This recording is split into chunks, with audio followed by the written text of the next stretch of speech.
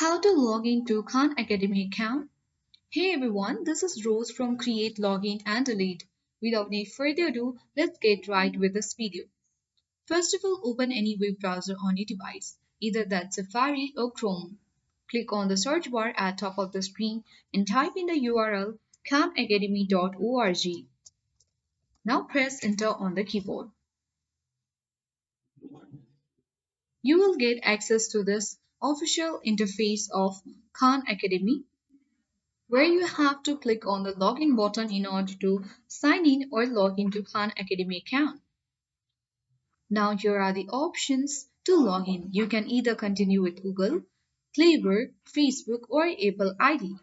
You need to remember which of this account you have used in order to log into Khan Academy account. Either you can also use your email or the username and the password in order to log into Khan Academy account. If you forget the password, click on Forget Password link and easily reset the password from here. If you haven't yet created any accounts on Khan Academy, click on Create an Account button and easily create an account or sign up into Khan Academy account.